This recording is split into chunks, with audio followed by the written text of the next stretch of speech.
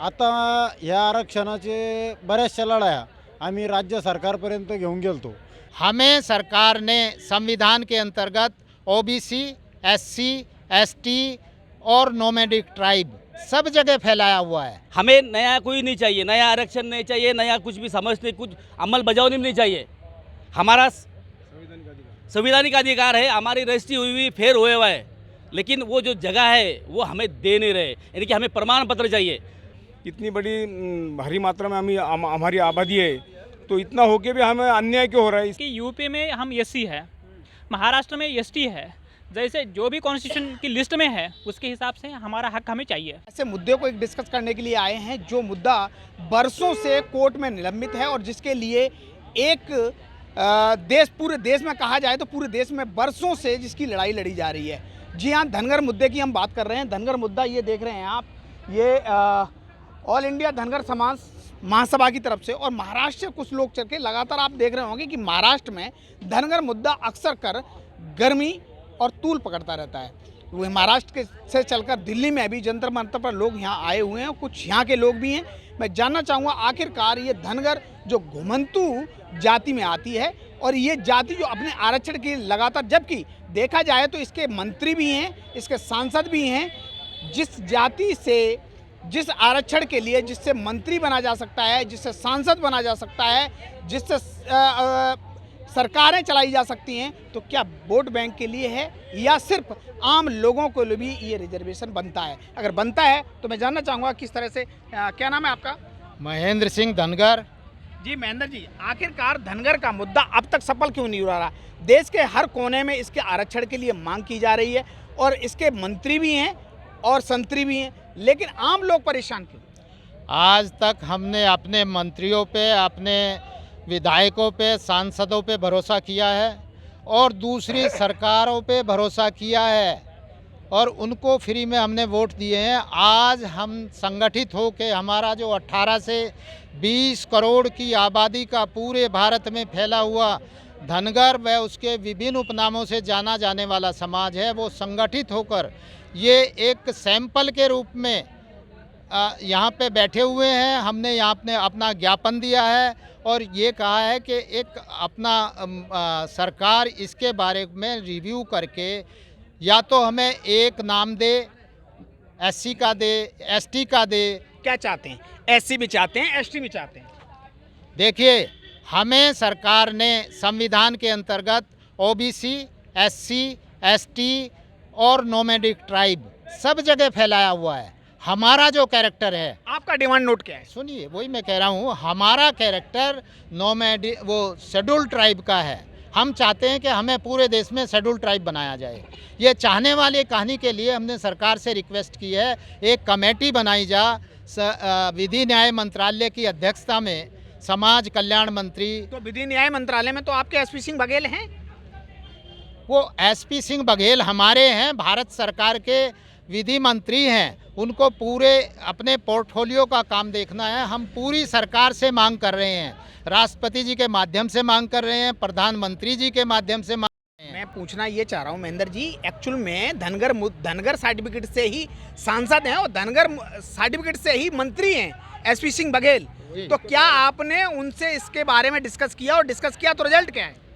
देखिए, वो हमारे साथ हैं, रिजल्ट वो डिस्कस ही नहीं किया, लेकिन उनकी पता नहीं कोई मजबूरी होगी। सरकार के डेकोरम में आने के बाद समाज को ज़्यादातर लोग भूल जाते हैं, कहीं दिक्कत में समाज जरूर याद आता है। हमारे विधायकों को भी आता है, हमारे सांसदों को भी आता है। अगर हम महाराष्ट्र की बात करें तो महाराष्ट्र से राज्यसभा सांसद हैं डॉक्टर विकास महात्मे जी, क्या वो आपकी लड़ाई लड़ रहे हैं महाराष्ट्र से? बहुत ज़्यादा, हर दिन वो अपनी डिमांड उठाते हैं, लेकिन पता लगा है कि सरकार उनकी मांग को इग्नोर करती जा रही है। उन्होंने ये सोच के महात्मे जी को राज्यसभा सांसद बनाया था कि एक ही समाज का आवाज़ उठाने वाला आदमी आ जाएगा तो ये अपने समाज को दबा लेगा। ये एक बड़ा फार्मूला कोई सी भी पार्टी हो हमारे समाज को यूज करती है हमारे खिलाफ। सर, आप लोग महाराष्ट्र से चलकर दिल्ली पहुँचे हैं, तो मेरा सवाल आपसे ये है कि आपको आखिर आरक्षण क्यों चाहिए?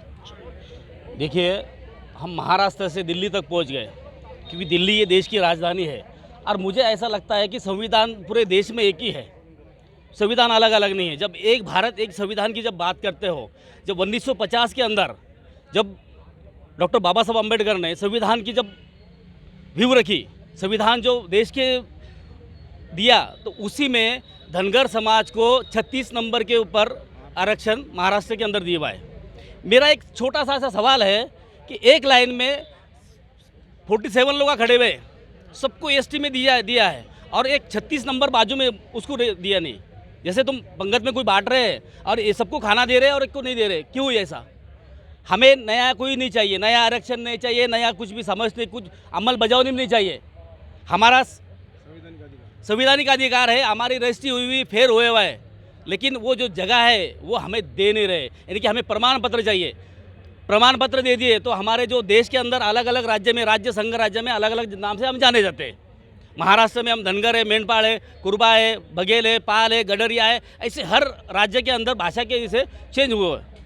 हमें महाराष्ट्र के अंदर माननीय पंतप्रधान मोदी जी आए थे, सोलापुर के अंदर उन्होंने बताया, देखिए ये धनगर समाज इतना ईमानदार समाज है, लेकिन फिर भी ये राष्ट्रवादी कांग्रेस ने इन्होंने अभी तक ये करके रखा है। इन्होंने एक 10 साल पहले की, 7 साल पहले की बात है, जब पहली बार जो लोकसभा के इलेक्शन हुए थे, तब सोलापुर के अंदर प्रचार के अंदर उन्होंने हमारे समाज की घोंगड़ी, धनगर की घोंगड़ी और जो घोंगड़ी रहती जो मेंढी की इससे वो बनता है, वो घोंगड़ी और लट लिए थे और उन्होंने वहाँ जाहिर किया था कि धनगर समाज पे कितना अन्याय हो रहा है। तो हम विनती करते हैं मोदी जी कि ये 7 साल हो गए, हाँ, तब बहुत अन्याय हो रहा था। आज क्या हुआ? आज तो आप पंतप्रधान हो, आज तो आप सब कुछ हो, आप दे सकते हो। और आप तो दे सकते हैं, लेकिन जो प्रशासन में है, जो अधिकारी लोग आए, ये हमको सबसे ज़्यादा विरोध, हमारा उनका विरोध है हमको। मोदी जी भी पहुंचे, उन्होंने भी कहा कि आपको आपका हक मिलेगा, लेकिन अब आप ही की जाति के एसपी सिंह बघेल हैं जो केंद्र में मंत्री हैं, साथ ही राज्यसभा में विकास महात्मे हैं, लेकिन दोनों लोग जो है आज वो संसद के अंदर बैठे हैं, वो चाहे तो आपकी आवाज़ उठा सकते हैं और आपको आपका अधिकार दिला सकते हैं। तो क्या लगता है कि आखिर क्यों नहीं आपकी सुन रहे हैं? क्योंकि आपकी जाति के और आप लोगों ने उन्हें वहाँ तक पहुँचाया है। देखिए, पूरे देश के अंदर एमपी बहुत है, हमारे सिर्फ 2 लोग, जो एक बघेल जी है, मंत्री है, विकास महात्मे जी है, उन्होंने बार बार आज 5 साल के अंदर कम से कम 10 बार उन्होंने समाज के ऊपर संसद में, राज्यसभा सांसद है, उन्होंने आवाज़ उठाया है, लेकिन उनकी आवाज़ दबा रहे हैं, दबाई जा चुकी है, क्योंकि हम बहुत तादाद में है, हमको उतना वहाँ पे हमारी संख्या वहाँ चाहिए। एक खासदार से और एक मंत्री से कुछ नहीं होता है, वहाँ हमारे कम से कम 50 खासदार चाहिए, 10 कम से कम 4 मंत्री चाहिए, तब उसका हमको न्याय मिलेगा। बापू साहब शिंदे हूँ, महाराष्ट्र से प्रदेशाध्यक्ष धनगर समाज संघर्ष समिति से बिलोंग करता हूँ। सर, महाराष्ट्र से चलकर दिल्ली आने की क्या वजह रही? आखिर क्या? दिल्ली ये देश की राजधानी है, जो भी कुछ न्याय मिलता है वो दिल्ली से मिलता है। और हम जो लोग महाराष्ट्र से आए हैं, तो हमारी पहले से मांग थी एसटी की, शेड्यूल ट्राइब्स की, क्योंकि महाराष्ट्र में जो सूची बनाई गई उसमें 36 में Dhangar include ST schedule caste में है, और यूपी में जो है, जो यूपी का जो धनगर है वो 27 पे, सूची में जो है 27 पे। तो हमारी सब अलग अलग स्टेट में अलग अलग इसमें हमको दिया है, जैसे महाराष्ट्र में एसटी में दिया है, यूपी में एससी में दिया है। जो भी हमारी मांग है हमें मिलनी चाहिए। इतनी बड़ी भारी मात्रा में हमारी आबादी है, तो इतना होके भी हमें अन्याय क्यों हो रहा है? इसके वजह से हम दिल्ली में आए। दिल्ली के हमारे सब यहाँ के हमारे भाई बहन उनके साथ में। सर, मैं वही जानना चाह रही हूँ आपकी कि किस तरह की मांग आप कर रहे हैं, क्या चाहते हैं आप ये? हम ये चाहते हैं जो देश का पूरा धनगर, गाडरी, गायरी, पाल, बघेल, भरवाड़, कुरबा, कुरुम, ये जो समाज है, सब समाज एक ही है। सब उनका पारंपरिक व्यवसाय भेड़ पाल है, गाय पाल है, गोपाल है, ये हम सब एक ही समाज के हैं। लेकिन इतनी बड़ी आबादी होकर भी हमें लोगों को अन्याय क्यों हो रहा है? क्योंकि हमारे बच्चों को शिक्षण है, IAS अधिकारी ने, IPS अधिकारी ने, बड़े दर्ज में अधिकारी लोग ने, हमारे बच्चों को पढ़ाई नहीं मिलती है। तो इसीलिए हमारी तो पीढ़ी गई, लेकिन हमारे जो अभी युवा पीढ़ी है, इनके लिए तो हमको लड़ना चाहिए, क्योंकि हमारी हक की लड़ाई है। हमारे सरकार ने जो कॉन्स्टिट्यूशन में हमें हक दिया है, इसके लिए हम लड़ रहे हैं, और इसलिए दिल्ली में हम सब लोग पहुँचे हैं। मेरा नाम हरिचंद्र पंढरीनाथ वैद्य है। मैं महाराष्ट्र के औरंगाबाद जिले से आया। मैं एक पशुपालक हूँ, मी एक मेंढपाळ आहे। आणि आता ह्या आरक्षणाचे बऱ्याचशा लढाया आम्ही राज्य सरकारपर्यंत घेऊन गेलतो, पण राज्य सरकार ला अधिकार नाही आहे. तर ते आम्ही विचार केला, विचारविनिमय केल्यानंतर आम्हाला संविधानिक काही मुद्दे सापडले आणि जवळजवळ आमच्याकडे 78 पुरावे आहेत. 1951 साली जे आम्हाला आरक्षण भेटलेलं आहे संविधानात, की बुवा त्याच्यात नमूद केलेलं आहे की धनगर समाज हा याच्यात एस टी प्रवर्गात येतो. तर त्या मुद्द्यानुसार आम्ही आज सरकारच्या एक कानात समजा एक किरकळे आणण्यासाठी किंवा एक सिम्बॉल म्हणून थोडी सुरुवात करण्यासाठी दिल्लीमध्ये आलो आणि आजपर्यंत जर कधी अजून सरकारला जर जाग नाही आली तर याचे परिणाम पुढं आणखीन अलग होतील आणि सरकारला कायदा सुव्यवस्थेचा प्रश्न निर्माण होऊ शकतो. आजपर्यंत धनगर समाज झोपलेला होता, पण आज पूर्ण धनगर समाज महाराष्ट्रातूनच नाही तर पूर्ण देशातून आज जागे झालेला आहे आणि जागृत झालेला समाज ज्यावेळेस काहीतरी क्रांती करायला लागतो. क्या बोले सर? प्रेजेंट जो सरकार है उससे किस तरह की उम्मीदें हैं आप? सर आम्हाला या केंद्र सरकारकडून अशी आशा आहे की बुवा त्यांनी जसे वचन दिलेले आहे आम्हाला महाराष्ट्रात सोलापूर जिल्ह्यात ज्यावेळेस प्रचार सभेला आलते तर त्यावेळेस त्यांना असं शब्द दिलते की बुवा धनगर समाजावर खूपच अन्याय आहे आणि या समाजाचं आम्ही निश्चितच चांगलं करू, निश्चितच कल्याण करू आणि त्या आशेनं आम्ही आज दिल्लीला आलेलो आहे. आणि जर कधी आम्हाला या केंद्र सरकारने आम्हाला जर आरक्षण दिलं तर आम्ही ह्या भाजप सरकारला कधीही विसरणार नाही आणि याचं सर्व श्रेय हे भाजप सरकारला जाईल आणि मोदी साहेबांना जाईल. मेरा नाम रामनाथ मंडलिक धनगर, औरंगाबाद सिटी में रहता हूँ. मैं खेती किसान आदमी हूँ, किसान और छोटा मोटा व्यापार करता हूँ. सर मुझे ये बताइए कि आखिर धनगर समाज को क्यों सड़कों पर उतरकर आरक्षण की मांग करनी पड़ रही है? अच्छा, क्यों धनगर समाज को आरक्षण की क्यों ज़रूरत पड़ रही है, क्यों रास्ते पर उतरा? इसका एक ही वजह है कि आज हमारा समाज, आज मेंढपाल की व्यवस्था देखिए. मेंढपाल के जो बच्चे जब औरतें जब मेंढपाल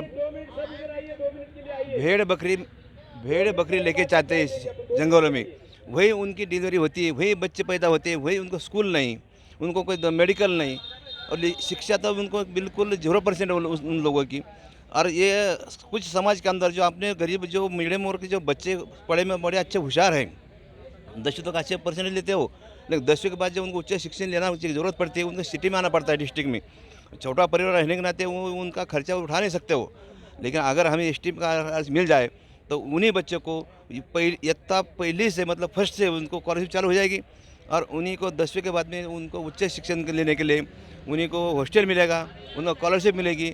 और 10वीं के अंदर परसेंट कम भी रहा तो भी उनको इंजीनियरिंग मेडिकल में उनका नंबर लग सकता है, उनका परिवार सुधरेगा, समाज सुधरेगा. इसलिए हमें आरक्षण होना चाहिए. नाम बताइए. मेरा नाम एडवोकेट विठल आदित्य, यहाँ पे सुप्रीम कोर्ट में वकालत करता हूँ. बेसिकली मैं महाराष्ट्र से हूँ. बात ये है कि महाराष्ट्र में सेकंड लार्जेस्ट मेजॉरिटी है Dhangar population. Second largest majority है, लेकिन पिछले 70-72 साल आज़ादी के इसमें जो उनके संवैधानिक हक थे वो हक मिले नहीं हैं. महाराष्ट्र की धनगर कम्युनिटी लगातार ये मांग करती है कि हमारा जो संवैधानिक हक है वो हमें मिलने चाहिए. कुछ अलग मांग नहीं करते, जो नहीं है ये हम नहीं मांगते, जो है संविधान में उसका अच्छी तरह से इंटरप्रिटेशन हो और हमारे जो लोग हैं उनके हाथ में एसटी का सर्टिफिकेट हो. ये हमारा सीधा साधा जो है ये हमारी मांग है. लेकिन सेंटर की गवर्नमेंट हो, स्टेट की, एसटी या एससी? महाराष्ट्र में एसटी के बारे में हम बात करते हैं क्योंकि हम एसटी है महाराष्ट्र में. देश के अलग अलग जगह पे धनगर कम्युनिटी, कहीं पे एससी है, कहीं पे एसटी है. वहाँ जो अलग अलग जोग्राफिकल नेचर है उसी के हिसाब से कम्युनिटी का जो ये है उसके हिसाब से कॉन्स्टिट्यूशन ने बनाया है. जैसे कि यूपी में हम एससी है, महाराष्ट्र में एसटी है. जैसे जो भी कॉन्स्टिट्यूशन की लिस्ट में है उसके हिसाब से हमारा हक हमें चाहिए. एडवोकेट होने के नाते आप हमें बताइए कि पूरे देश में ये डबल स्टैंडर्ड क्यों, स्टेट वाइज क्यों बांटा गया? हमें एक एसटी का ही दर्जा क्यों नहीं दिया जा रहा है? नहीं, एक दर्जा होना चाहिए, ये बात सही है. लेकिन क्या है कि हर एक कम्युनिटी का अलग अलग क्षेत्र में जो नेचर होता है, जैसे कि वो जो जैसे कि कम्युनिटी वो कास्ट है या ट्राइब है, उसी के हिसाब से ये बनाया हुआ है. जिन्होंने बनाया है वो ठीक है, लेकिन वो तो मिलना चाहिए, जो है वो मिलना चाहिए. अगर नहीं मिलता है तो बात बहुत ही अन्यायपूर्ण है. महाराष्ट्र में तो विगत कई वर्षों से लगातार इसका आंदोलन चलता आ रहा है। चलता आ लेकिन रहा क्या है। आपको लग रहा है कि इस सरकार से आपकी किस तरह की आशाएं हैं वकील साहब? उम्मीद तो लगाए बैठे हैं, इसलिए तो यहाँ पे आए हैं, बहुत दूर से यहाँ पे आए हैं। महाराष्ट्र के हमारे जो बांधव है वो यहाँ पे आए हैं, लेकिन ये जो है कब सॉल्व होगा इसका हमें पता नहीं है। हम मराठी में इसका क्या नारा है कि अगर आरक्षण नहीं देती है सरकार तो मराठी में कैसे आप प्रस्तुत करेंगे? महाराष्ट्र में क्या कहते हैं इसको? आरक्षण आमच्या हक्काचं, आरक्षण आमच्या हक्काचं, नाही कुणाच्या बापाचं. क्या नाम है आपका? मैं महाराष्ट्र से रामचंद्र बंदी छोड़े, मैं महाराष्ट्र से बिलोंग करता हूँ। और इसकी न्यूज़ जो है ना, औरंगाबाद में हमारे 5 कार्यकर्ता लोग हैं भाई, ये हमारे ऊपर बहुत ज़्यादा अन्याय हो रहा है। जिन्होंने वादा किया था महाराष्ट्र में चुनाव के टाइम में नरेंद्र मोदी ने कि भाई धनगर समाज को सत्ता में आने के बाद में हम धनगर आरक्षण लागू करेंगे, मतलब हमारा ऑलरेडी संविधान के अंदर 36 नंबर पे धनगर आरक्षित है, लेकिन खाली उनको सर्टिफिकेट इशू करना है, इनको कोई अमेंडमेंट लाना नहीं है, लोकसभा के अंदर कोई वोटिंग लेना नहीं है, खाली जो है उसको हमको इम्प्लीमेंट करके हमको बच्चे लोग को सर्टिफिकेट इशू करना है। महाराष्ट्र में बरसों से मैं देख रहा हूँ लगातार धनगर के मुद्दे पे लगातार जो है आप लोग गरमाई रहती रही है। तो क्या आपने इस समय जो राज्यसभा सांसद हैं विकास महात्मे, डॉक्टर विकास महात्मे से इसके बारे में कोई चर्चा हुई? और चर्चा हुई तो वो इस मंच पे लाने का कुछ प्रयास है आप लोगों का किस तरह? नहीं, विकास महात्मे को जो राज्यसभा के अंदर संसद लिया है, तो संसद जो उन्होंने अपना विषय उठाया है, लेकिन वहाँ तक पहुँचता नहीं है उनका जो आवाज़ है। प्रधानमंत्री या तुम्हारा कमेटी के जो आरक्षण कमेटी तक पहुँचता नहीं, या वो सुना ही नहीं जाता, हमको तो ऐसा ही लगता है। लेकिन आज हम महाराष्ट्र के अंदर 18% है, जब 18% में तो एक सरकार बनती थी, एक आरक्षण बहुत छोटी मामूली सी में था। 18% अगर तुम्हारे पास पूंजी है और ओबीसी समाज हमको साथ दे तो हमारा सरकार ही हम बना सकते, इतनी आबादी है। लेकिन हमारे अशिक्षित होने से। अच्छा ये बताइए, महाराष्ट्र में चाहते क्या आप? एससी में चाहते हैं? एसटी में जो है वो एसटी में देखो, हमने मांगा, हमने एसटी में आरक्षण है तो एसटी ही चाहिए हमको। आपको ऑलरेडी महाराष्ट्र में एसटी में रिजर्वेशन नहीं, महाराष्ट्र में क्या, हमने दूध मांगा था उनको, हमको छाछ दिया, बोले ये भी तो सफ़ेद है वो भी तो सफ़ेद है, हमको एनटी में डाल दिया। मंडल आयोग के अंदर हमको उसी टाइम मिलना मांगता था कि हमने कोई जो मिल रहा है लेके बैठ के है। एनटी के अंदर 3.5% है, वो भी 2% दिया था। यानी आपकी ताकत को देखते हुए आपके साथ छल किया गया? 2% रखा। तो फिर हम लोग लड़के लोगों ने एक 25-30 हज़ार का मोर्चा लगा के 3.5% हमको रिजर्वेशन मिल रहा है। लेकिन उससे हमारा जो है, मैं बोलता हूँ ना आपको, हमने मांगा था दूध, आपने हमको छाछ थमा दिया और कहा क्या भाई ये भी तो सफ़ेद है वो भी तो सफ़ेद है, ये भी दूध से बना है वो भी दूध, ऐसा हमको भ्रमित किया गया एनटी में डालकर। तो हमको जो है ओरिजिनल वो जो ना। विनोद कुमार धनगर जी, जैसा मैं देख रही हूँ कि जंतर मंतर पर धनगर समाज के लिए यहाँ पे आवाज़ उठाई जा रही है, जैसा कि उत्तर प्रदेश से आप हैं और आप ये मांग कर रहे हैं कि आपको जो है एक आरक्षण दिया जाए, लेकिन आपके ही पड़ोसी राज्य हरियाणा में जो है आपको आरक्षण दिया हुआ है, एससी में शामिल किया हुआ है, लेकिन साहसी की उपजाति बनाकर। क्या लगता है आपको कि क्या उसे आप एक्सेप्ट करते हैं अगर उत्तर प्रदेश में भी इसी तरह का कुछ दिया जाए तो? देखिए, वो व्यवस्था गलत है, हम उसे एक्सेप्ट उत्तर प्रदेश में नहीं करते बिल्कुल। और ये सरकार जो है वो चाहे केंद्र सरकार हो चाहे हमारी उत्तर प्रदेश की सरकार हो, ये देना नहीं चाहती, बेवकूफ़ बनाती है समाज का। शासनादेश जारी किया 2019 में, शासनादेश जारी किया, जनपद मुजफ्फरनगर में लगभग कई हज़ार सर्टिफिकेट बने। तब बने जब पूरे मुजफ्फरनगर को राजकीय इंटर कॉलेज का मैदान, कलेक्ट्रेट, रेलवे, यहाँ तक कि रेलवे रोक दिया गया, पटरियाँ उखाड़ दी गई। जब विरोध प्रदर्शन हुआ, प्रशासन झुका और सर्टिफिकेट जारी किए। लेकिन उसके बाद किसी ना किसी बहाने से, ये पहला शासनादेश उत्तर प्रदेश में पहले भी जारी हुए, लेकिन ऐसा शासनादेश 2 जगह बांटने का काम केवल इस सरकार ने किया, वो भी इस समाज को धोखे में रखने के लिए। धनगर और निखर पूरा समाज एक है। गड्डिया, धनगर, पाल, बघेल, कुरबा, भरवाड़, गायरी, रब्बारी, ये भिन्न भिन्न प्रदेशों में भिन्न भिन्न नाम से जाना जाता है, लेकिन पूरा भारत में पूरा समाज एक है। और जो धनगर के श्रेणी में आता है, आरक्षण नहीं मांग रहे, आरक्षण संविधान ने दिया है, लेकिन इस सरकार की नीयत में खोट है। ये सरकार इस समाज को लाभ नहीं देना चाहती, वोट लेना चाहती है केवल। चुनाव आएंगे, हम लोगों को, हमारे समाज के लोगों को बहाने से भगाया जाएगा। अभी जैसे महाराष्ट्र के बंधु बताए थे कि मोदी जी गए और हमारी लाठी, हमारी पगड़ी पहन ली और कांग्रेस के शासन में कहा कि हम आएंगे, आप हमें वोट दीजिए, हम आपका आरक्षण का जो व्यवस्था है वो लागू करेंगे। लेकिन नहीं, धोखा हुआ। 7 साल प्रधानमंत्री जी को हो गए सरकार में, दोबारा चुनाव हो चुके, दोबारा वायदा कर चुके, लेकिन कोई आरक्षण की व्यवस्था नहीं है। सर्टिफिकेट बनते हैं, वो यूपी में इस तरह की स्थिति है इस वक्त। सर्टिफिकेट जो जारी हुए इस वक्त, सर्टिफिकेट ना धनगर के जारी कर रहे हो, ना गठरिया के जारी कर रहे हो। जो हमारी युवा पीढ़ी है, बच्चे हैं, उनके सर्टिफिकेट नहीं बन पा रहे, उनके एडमिशन नहीं हो पा रहे। इतनी दुखद स्थिति उत्तर प्रदेश में के साथ साथ पूरे भारत में है। और इस सरकार को आने वाले समय में इस चीज़ के लिए बहुत बड़ा, जब इकट्ठा होगा ये समाज तो झेल नहीं पाएंगे और बहुत बड़ा कुठाराघात है समाज। और मैं इस धनगर समाज पर पिछले 40-35 साल से किताबें लिख रहा हूँ, शोध कर रहा हूँ। उनकी बारीकी को मैंने जाना है। आज यहाँ पर जो महाराष्ट्र से धनगर समाज का प्रतिनिधिमंडल जंतर मंतर पर प्रदर्शन करने आया है, उनकी मांग अनुसूचित जनजाति की है। मांग उनकी वाजिब है, क्योंकि यह धनगर समाज के बारे में अनेक देसी विदेशी इतिहासकारों ने आज़ादी से पूर्व 200-150 वर्ष की किताबों में लिखा है कि यह धनगर जो समाज है ये मूल जनजातीय समाज है।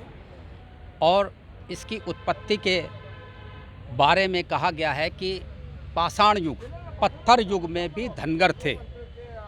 जब आदमी असब से सब हुआ था, उस ज़माने में धनगरों के प्रमाण बौद्ध गुफाओं में मिले हैं। वहाँ धनगर सब मिला है। वे अपने बाण के फल बनाते थे, तीर कमान बनाते थे, और जैसे एक आदिवासी रहता है, ये आदिवासियों की तरह रहते थे। धीरे धीरे इन्होंने आर्य संस्कृति और द्रविड़ संस्कृति को पल्लवित किया। महाराष्ट्र का या साउथ का जो धनगर है वो द्रविड़ संस्कृति से को उनने बढ़ावा दिया। और उत्तर का जो धनगर है, जिसे यहाँ गडरिया भी कहा जाता है, भिन भिन ग्वाला भी इसका नाम है, वह उत्तर भारत की आर्य संस्कृति को उन्होंने पल्लवित किया। धनगर समाज जो सबका जन्मदाता है, मेरा ऐसा मानना है कि 4 वर्ण और सैकड़ों जातियाँ जब वर्ण बने, उससे पूर्व का धनगर समाज है। और धनगर शब्द किसी भाषा का शब्द नहीं है, भाषा का शब्द नहीं, बहुत बड़ी बात मैं कह रहा हूँ। भाषा से पूर्व ना तो वो संस्कृत का शब्द है ना हिंदी का, लेकिन जनजातीय समाज है। लेकिन जब आज़ादी के बाद संविधान बना, संविधान में पिछड़े लोगों को, आदिवासी लोगों को जब उनके हक दिए गए, तो उस ज़माने में धनगर समाज को भी दिया गया। लेकिन प्रशासनिक अधिकारियों ने अपने जब आदेश निकाला या सर्वे किया, तो जिसे कहते हैं हम proof reading mistake, printing mistake कर दी। धनगर की जगह धनगढ़ शब्द प्रिंट हो गया, जो आज़ादी के 70-72 वर्ष तक धनगढ़ आ रहा है, यानी कि लास्ट में आर की जगह डी हो गया। और मूल धनगर समाज उससे 70-75 साल से वंचित है। जबकि ऐसा मानना, ऐसा शोध में पाया गया है कि धनगढ़ नाम की कोई भी जाति महाराष्ट्र में निवास नहीं करती है। ये एक योजनाबद्ध तरीके से एक समाज को पिछाड़ने का ये एक सरकारों का, राष्ट्र सरकारों का ये काम रहा। ऐसा नहीं है कि धनगर समाज पिछले 60-70 सालों से ये मांग करता रहा। वहाँ समय समय पर प्रेजेंट सरकार को किस तरह से मानते हैं इस रोल में धनगर मुद्दे? प्रेजेंट सरकार से मांग, प्रेजेंट सरकार जो महाराष्ट्र में रही है, इससे पहले भी अपने मैनिफेस्टो के अंदर धनगर के आरक्षण की वकालत करती रही हैं। लेकिन उन्होंने भी पीछे से हमारे साथ विश्वासघात किया। और माननीय मोदी जी 2014 में जब गए थे, जब कांग्रेस की सरकार थी, सोलापुर के अंदर धनगर समाज की मीटिंग ली, और इन्होंने क्लिपिंग देख सकते हैं, आपको यूट्यूब पे मिल जाएगी, कि मैं धनगर समाज के साथ इस कांग्रेस सरकार ने धोखा किया, आप हमें साथ दो, मैं 5 मिनट के अंदर इस धनगर मुद्दे को सुलझा दूंगा और आपको आरक्षण दूंगा। 14 से आज देख लीजिए 2022 आ गया है। धनगर समाज सब जगह जाकर अपनी मांग कर रहा है, और उसकी मांग वे पूरी नहीं जो उन्हें मिलनी चाहिए। जिस तरह से आप देख रहे हैं, लगातार जंतर मंतर पर धरना जारी है, और ये धनगर मुद्दे पर लोग आए हुए हैं। महाराष्ट्र से लेकर दिल्ली के भी लोग हैं इसमें, और महाराष्ट्र से काफ़ी लोग हैं, और उत्तर प्रदेश से भी जो लोग आए हुए हैं वो लोग हैं जो धनगर मुद्दे की अगुवाई करते हैं। कोर्ट में इनके जो केस लड़ रहे हैं, काफ़ी वर्षों लगातार अपने अपने स्टेट में, अपने अपने डिस्ट्रिक्ट में सभी लोग धनगर मुद्दे की लगातार लड़ाई लड़ते आ रहे हैं। लेकिन आखिरकार बात यहाँ पर ये आती है कि जिस धनगर जाति से मंत्री हैं, जिस धनगर जाति से कई बार विधायक और सांसद रह चुके एसपी सिंह बघेल हैं, और राज्यसभा सांसद जो महाराष्ट्र से आते हैं डॉक्टर विकास महात्मे जी, आखिरकार वो सरकार के सामने ये आंकड़े क्यों नहीं रख पाते हैं कि इनको आरक्षण की ज़रूरत धनगर की है या नहीं, या सिर्फ उन्हीं लोगों के लिए आरक्षण है जो लोग मंत्री बन सकते हैं, जो लोग विधायक बन सकते हैं, जो लोग सांसद बन सकते हैं और सरकारों में फ़ायदा पहुंचा सकते हैं अपनी जाति को लेकर। लेकिन अगर देखा जाए महाराष्ट्र में 18% धनगर समाज है, लेकिन अपनी बात रखने के लिए और अपने आरक्षण के लिए सरकार की तरफ बार बार टुकुर टुकुर देखती रहती है, लेकिन सरकार की नीयत नहीं है उनको आरक्षण देने की। जबकि मोदी ने 2014 के इलेक्शन से पहले जब महाराष्ट्र में गए तो उनको आश्वासन दिया था, लेकिन आज करनी और कथनी में अंतर है। कैमरा पर्सन चेतना चौधरी के साथ में उमेश पाल, TV 29 न्यूज़, दिल्ली।